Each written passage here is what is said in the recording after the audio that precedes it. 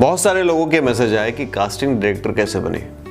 ऐसी कोई भी वीडियो अभी अवेलेबल नहीं है यूट्यूब पे, तो मैंने सोचा क्यों ना आपके लिए एक वीडियो बनाई जाए जहाँ पे आपको थोड़ा सा बताया जाए कि कास्टिंग डायरेक्टर क्या होता है, उसकी सैलरी क्या होती है, कैसे आप बन सकते हैं, क्या क्या क्वालिफिकेशंस की ज़रूरत होती है और कास्टिंग डायरेक्टर बनना कितना ठीक है, नहीं है, करियर अपॉर्चुनिटी ठीक है या नहीं है। वीडियो स्टार्ट करने से पहले आप ये जान लीजिए कि कास्टिंग डायरेक्टर होता क्या है। आज से कुछ साल पहले तक लोगों को ये पता ही नहीं था कि कास्टिंग प्रोसेस के लिए कोई डायरेक्टर होगा या हो सकता है। जैसे बाहर की इंडस्ट्रीज में कास्टिंग डायरेक्टर्स थे, लेकिन इंडिया में बॉलीवुड में कास्टिंग डायरेक्टर्स का चलन नहीं था। अभी पिछले कुछ सालों से ये कास्टिंग डायरेक्टर का जो चलन है वो काफ़ी ज़्यादा पॉपुलर हो गया है और लोगों का रुझान इस तरफ आया है। बहुत सारे यंगस्टर्स कास्टिंग डायरेक्टर बनना चाहते हैं, कास्टिंग इंडस्ट्री में आना चाहते हैं और ये बहुत अच्छी चीज़ है क्योंकि कास्टिंग डायरेक्टर के होने से काफ़ी सारे एक्टर्स को फ़ायदा मिल रहा है और आगे भी मिलेगा। एक कास्टिंग डायरेक्टर होता क्या है? कास्टिंग डायरेक्टर बेसिकली वो होता है जो किसी भी एक्टर की कास्टिंग करता है।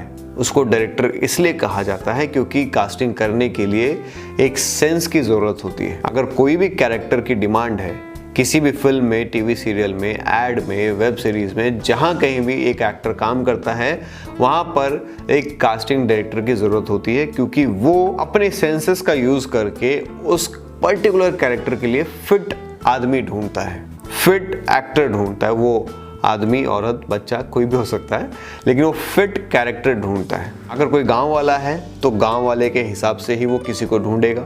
अगर शहर में रहने वाला एक बहुत बड़ा बिजनेसमैन है, एक लॉयर है, एक डॉक्टर है, एक छोटे बच्चे का कैरेक्टर है, 6 साल के बच्चे का, जो कि बहुत ही चंचल बच्चा है, तो अब उसको वो बच्चों में से छांटना है कि वो पर्टिकुलर लुक में, उस कैरेक्टर में वो चंचल एक्टिविटी करने वाला बच्चा कौन सा है। ये एक कास्टिंग डायरेक्टर का काम होता है और ये एक बहुत बड़ी रिस्पॉन्सिबिलिटी होती है। आज से कुछ साल पहले तक कास्टिंग कौन करता था?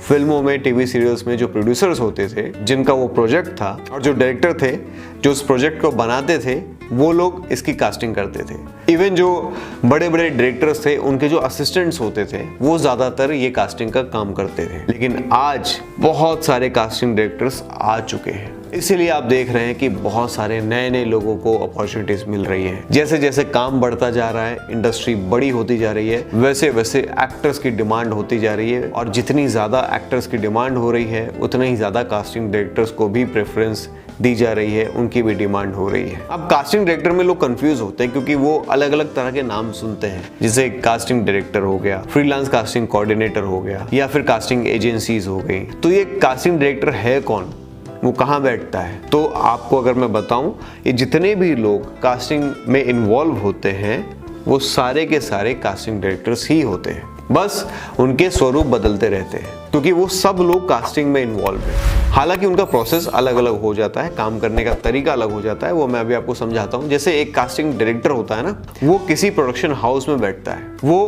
उस प्रोडक्शन हाउस के लिए काम करता है, वो पर्टिकुलरली उसी प्रोजेक्ट पे काम कर रहा है।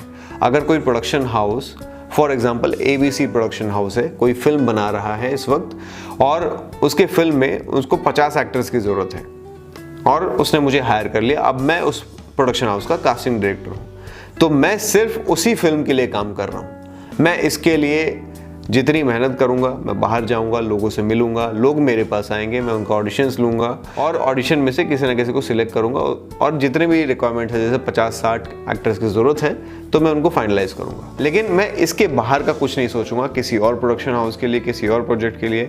मैं अपनी सारी एनर्जी, सारा दिमाग मैं सिर्फ और सिर्फ उसी प्रोजेक्ट के लिए लगाऊंगा। उसको कहते हैं कास्टिंग डायरेक्टर, जो कि पर्टिकुलरली उसी प्रोजेक्ट पे काम कर रहा है। अब यहाँ पर होते हैं freelance casting coordinators. Casting coordinator क्या होते हैं? कास्टिंग कोऑर्डिनेटर वो लोग होते हैं जो ऐसे बहुत सारे कास्टिंग डायरेक्टर्स के साथ काम करते हैं जुड़ के। जैसे फॉर एग्जांपल कोई ABC प्रोडक्शन हाउस था, वहां का कास्टिंग डायरेक्टर मैं हूं। कोई दूसरा प्रोडक्शन हाउस है, उसका कास्टिंग डायरेक्टर कोई और है। ऐसे ही कोई तीसरा प्रोडक्शन हाउस है, उसका कास्टिंग डायरेक्टर कोई और है। अब ये जो 3 कास्टिंग डायरेक्टर्स हैं, ये अपने अपने ऑफिसेस में बैठे हुए हैं, अपने अपने प्रोडक्शन हाउसेस में। लेकिन क्योंकि इनके पास काम इतना ज़्यादा है और ये बाहर निकल नहीं सकते, बार बार लोगों से जाके जोड़ नहीं सकते, इनके पास बहुत सारा वर्कलोड है, तो ये क्या करते हैं, अपना वर्कलोड डिस्ट्रीब्यूट करने के लिए ये ऐसे फ्रीलांस कास्टिंग कोऑर्डिनेटर्स को भी अपॉइंट कर लेते हैं। तो जैसे कोई अगर फ्रीलांस कास्टिंग कोऑर्डिनेटर है, ये 3 कास्टिंग डायरेक्टर के साथ मिलकर काम कर रहा है और इस कोऑर्डिनेटर के पास बहुत सारा डेटाबेस है, क्योंकि ये भी इंडस्ट्री में काफी टाइम से जुड़ा हुआ है। इसके पास हजारों लोगों के प्रोफाइल है। तो अब ए को जरूरत थी 50 एक्टर की, बी को जरूरत है 50 एक्टर की, सी को जरूरत है 50 एक्टर की। तो उनके पास जो एक्टर्स हैं, जो प्रोफाइल, जो डेटाबेस हैं उनके पास, उनमें से उनको मान लीजिए 50 में से 10 एक्टर मिल गए। अब 40 एक्टर्स की और नीड है, तो ये क्या करते हैं, ये सब हायर कर लेते हैं। ऐसे बहुत सारे फ्रीलांस कोऑर्डिनेटर्स होते हैं, उनको भी अपनी रिक्वायरमेंट से भेजते रहते हैं। तो कास्टिंग कोऑर्डिनेटर के पास क्योंकि बहुत बड़ा डेटाबेस है, तो उसमें से वो आगे प्रोफाइल फॉरवर्ड करते हैं। वो बताते हैं कि मेरे पास ये ऑप्शन है, आप चेक करिए, अगर आपको पसंद है तो मैं ऑडिशन मंगवाता हूँ। तो कास्टिंग कोऑर्डिनेटर बहुत सारे ऑप्शंस भेजता है कास्टिंग डायरेक्टर को, उसमें से उनको जो भी सही लगता है उनसे ऑडिशंस मंगवाया जाता है। तो अगर कोई भी फ्रीलांस कोऑर्डिनेटर आपके साथ जुड़ के काम करना चाहता है तो ये आपके लिए अच्छी बात है, क्योंकि वहाँ से आपको काम मिलने के चांसेस बहुत ज़्यादा बढ़ जाते हैं, क्योंकि वो आपके साथ जुड़ के काम कर रहा है और उसके पास सिर्फ एक कास्टिंग डायरेक्टर नहीं है, कोई कंपनी के लिए, एक प्रोजेक्ट के लिए वो काम नहीं कर रहा है। उसके पास ऐसे मल्टीपल कास्टिंग डायरेक्टर्स हैं, मल्टीपल प्रोजेक्ट्स हैं, मल्टीपल कंपनीज के लिए वो काम कर रहा है। तो वो है फ्रीलांस कास्टिंग कोऑर्डिनेटर। बहुत सारे ऐसे एक्टर्स हैं जो मुंबई में आते हैं और वो फ्रीलांस कास्टिंग कोऑर्डिनेटर बन के भी काम करते हैं, क्योंकि उनको सर्वाइव करना है इंडस्ट्री में और उनको अपना डेटाबेस बढ़ाना है। तो वो लोग भी कास्टिंग कोऑर्डिनेटर बन जाते हैं। और बहुत सारे लोग ऐसे हैं जो एक्टिंग को स्विच कर देते हैं, यानी छोड़ देते हैं और कास्टिंग में घुस जाते हैं और एज अ कास्टिंग कोऑर्डिनेटर भी काम करते हैं। ये भी एक बहुत ही अच्छा फील्ड है। तीसरा हम बात करते हैं कास्टिंग एजेंसीज की। अब कास्टिंग एजेंसी और कास्टिंग कोऑर्डिनेटर में क्या फर्क है? कास्टिंग एजेंसी थोड़ा प्रोफेशनल होती है, यानी यहाँ पर ये सिर्फ एक अकेला होलसेल आदमी काम कर रहा था या मैक्सिमम 2 लोग मिलकर काम कर रहे थे as a freelance casting coordinator. लेकिन फ्रीलांस कास्टिंग एजेंसी एक कंपनी है। वो कंपनी ऐसे बहुत सारे कास्टिंग डायरेक्टर्स, बहुत सारी कंपनीज, बहुत सारे प्रोडक्शन हाउसेस के साथ जुड़ के उसी तरीके से काम करते हैं, लेकिन एक प्रॉपर फॉर्मेट में काम करते हैं। इनके पास एक बड़ा मैन पावर होता है। जैसे फॉर एग्जांपल श्रुति महाजन है, या फिर अगर आप मुकेश छाबड़ा हैं जो उनकी बात करें, तो ये सब इनकी एजेंसीज है, कास्टिंग एजेंसीज। और ये किसी एक कंपनी के लिए या एक प्रोजेक्ट के लिए काम नहीं करते।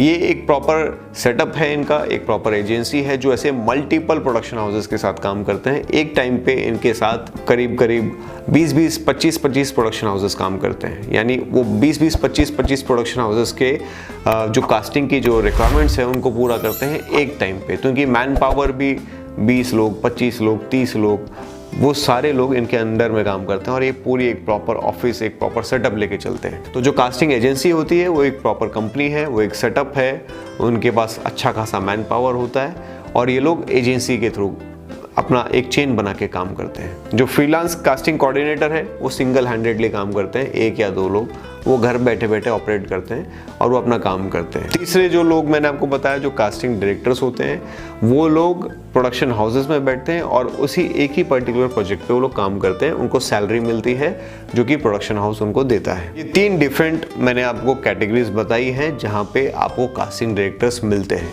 और ये सब के सब कास्टिंग डायरेक्टर ही होते हैं, तो आपको घबराने की जरूरत नहीं है। अब कास्टिंग डायरेक्टर कौन बन सकता है? कास्टिंग डायरेक्टर हर वो इंसान बन सकता है जिसके अंदर एक्टिंग की थोड़ी बहुत भी समझ है। अगर आप एक्टर हैं तो आप बहुत अच्छे कास्टिंग डायरेक्टर बन सकते हैं, क्योंकि आपको एक्टिंग की समझ है, आपको कैरेक्टर्स की समझ है। जब आप किसी का ऑडिशन ले रहे होंगे तो उसका बेस्ट आउटपुट आप निकाल सकते हैं। आपको सारी बेसिक नॉलेज है, इसलिए आप बहुत अच्छे कास्टिंग डायरेक्टर बन सकते हैं अगर आप एक्टर हैं तो। अदरवाइज कोई भी इंसान जिसको फिल्मों का शौक है, जिसको एक्टिंग का शौक है, जिसको इंडस्ट्री में उसका एक क्रेज़ है कि मुझे इंडस्ट्री में जाना है, काम करना है और कास्टिंग प्रोसेस को समझना है, कास्टिंग में ग्रो करना है, तो वो भी कास्टिंग डायरेक्टर बन सकता है। कोई ऐसी स्पेशल कोई रिक्वायरमेंट नहीं होती है कि आपको ये पर्टिकुलर डिग्री लेनी ही पड़ेगी तब आप जाके कास्टिंग डायरेक्टर बनेंगे। कोई भी कास्टिंग डायरेक्टर बन सकता है। मैंने ऐसे बहुत सारे लोगों के एग्जाम्पल्स देखे हैं जो शायद बहुत कम पढ़े लिखे हैं, जिन्होंने शायद इंडस्ट्री में कभी कोई काम नहीं किया था, वो उनका पहला काम था और धीरे धीरे ग्रो करते करते, सीखते सीखते आज वो बड़े बड़े कास्टिंग डायरेक्टर्स बन चुके हैं। मेरे साथ के लोग हैं बहुत सारे एक्टर्स जो इंडस्ट्री में आए थे, शुरुआत में एक्टर बनने आए थे, लेकिन आज वो कास्टिंग डायरेक्टर्स बन चुके हैं। तो ऐसे बहुत सारे लोग हैं जो कास्टिंग डायरेक्टर बन गए हैं, और ये बहुत बड़े बड़े एग्जांपल्स हैं। कोई भी इंसान कास्टिंग डायरेक्टर बन सकता है, बस आपकी नीयत साफ होनी चाहिए और ग्रो करने की आपके अंदर इच्छा होनी चाहिए। अब बात कर लेते हैं कि इनकी सैलरी क्या होती है और सैलरी इनको कौन देता है। सबसे पहला जो मैंने आपको बताया, कास्टिंग डायरेक्टर जो किसी पर्टिकुलर प्रोजेक्ट पे किसी प्रोडक्शन हाउस के लिए काम करता है, उसको प्रोडक्शन हाउस सीधा अपनी तरफ से सैलरी देता है। दूसरे लोग जो एजेंसीज में मैंने आपको बताया, जैसे मुकेश छाबड़ा, ऐसे बहुत सारे बड़े बड़े एजेंसीज होते हैं, वहाँ पे उनको प्रोडक्शन हाउस पैसा देता है और फिर वो अपने जो भी स्टाफ्स हैं उनको पैसा देते हैं।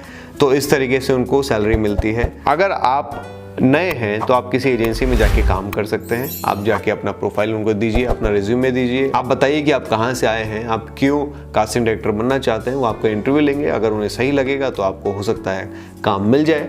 ऐसे बहुत सारे बड़े बड़ी एजेंसीज हैं, वहाँ जाके आप अप्लाई कर सकते हैं, तो आपकी जो सैलरी है वो एजेंसी आपको देगी। तीसरे जो मैंने आपको बताया था कि जो फ्रीलांस कास्टिंग कोऑर्डिनेटर्स होते हैं, ये फ्रीलांस काम करते हैं। अब फ्रीलांस काम करने का मतलब ये होता है कि इनको ना तो कोई प्रोडक्शन हाउस सैलरी देता है, ना तो कोई एजेंसी इनको सैलरी देती है। तो इनकी सैलरी आती कहाँ से? ये लोग कमीशन बेसिस पे काम करते हैं। यानी ये जो कोऑर्डिनेट करने का काम कर रहे हैं, आप एज अ एक्टर जब आप इनके पास अपना प्रोफाइल भेजते हैं, ये आपके लिए मेहनत करते हैं, आपको काम दिलाते हैं, तो आपको जो पेमेंट मिलेगा उसमें से ये कुछ पर्टिकुलरली कमीशन लेते हैं। वो 20% भी हो सकता है, 25% भी हो सकता है। जनरली यही ब्रैकेट होता है 20-25% का। तो जब आप काम कर लेंगे, जब आपको पैसा मिल जाएगा, तो आपको जो पैसा मिला है उसमें से 20-25% ये कमीशन लेते हैं और ये इनकी सैलरी होती है। तो इस तरीके से 3 डिफरेंट कैटेगरीज मैंने आपको बताई कास्टिंग डायरेक्टर्स की। आप चाहें तो किसी भी कैटेगरी में जुड़ सकते हैं और वहां से अपना काम स्टार्ट कर सकते हैं। अब सबसे इंपॉर्टेंट बात डिस्कस कर लेते हैं कि अप्लाई कहाँ करें, कैसे आपको नौकरी मिलेगी। जैसा कि मैंने आपको बताया, प्रोडक्शन हाउसेस में अगर आप जाके काम करना चाहते हैं तो प्रोडक्शन हाउसेस में सीधा जाइए, अपना रिज्यूमे दीजिए, तो जो भी वहाँ का कास्टिंग डायरेक्टर है वो आपको एज असिस्टेंट रख सकता है और वहाँ से आपके काम की शुरुआत हो सकती है। आप 1 प्रोजेक्ट करिए, 2 प्रोजेक्ट करिए, 3 करिए, प्रूफ करते रहिए और धीरे धीरे ग्रो करते रहिए। हो सकता है आप उस प्रोडक्शन हाउस के मेन कास्टिंग डायरेक्टर बन जाए कुछ सालों बाद, 5-6 साल भी लग सकते हैं। दूसरा, किसी एजेंसी में जाइए, वहाँ जाके रिज्यूमे दीजिए। अगर उनको आपका प्रोफाइल अच्छा लगा और आपके अंदर वो शिद्दत दिखाई दी, तो हो सकता है कि आपको वहाँ पे काम मिल जाए। फिर आप धीरे धीरे वहाँ पे काम करते रहिए और सीखते रहिए, ग्रो करते रहिए, आपको वहाँ पर भी अच्छा खासा प्रमोशन मिल सकता है। तीसरा जो मैंने आपको बताया, जब आप फ्रीलांस करना चाहते हैं तो फ्रीलांस, क्योंकि अभी आपको नॉलेज नहीं है, आपके पास डेटाबेस नहीं है, तो आप कैसे स्टार्ट करेंगे? बेटर आपके लिए यही होगा कि आप पहले ये 2 ऑप्शंस में कहीं ना कहीं जॉब कर लीजिए। आपके पास अच्छा खासा डेटाबेस हो जाएगा, नॉलेज हो जाएगी, तो आप फ्रीलांस कोऑर्डिनेट कर सकते हैं। लेकिन अगर आप फिर भी स्टार्ट करना चाहते हैं तो कोई भी अच्छा फ्रीलांस कोऑर्डिनेटर, उनसे जुड़िए, उनका असिस्टेंट बनिए, उनसे सीखिए, काम स्टार्ट करिए और जब आप काम करना चालू कर देंगे, एक दिन आपके पास अच्छा खासा डेटाबेस हो जाएगा, नॉलेज हो जाएगी, आपके पास कुछ पैसे भी आने लग जाएंगे और फिर आप अपना भी खुद का एक फ्रीलांस सेटअप स्टार्ट कर सकते हैं। चलिए मैं आपका काम और आसान कर देता हूँ। ये जो नंबर आपको यहाँ पे दिख रहा है ना, इस पर मुझे व्हाट्सअप करिए।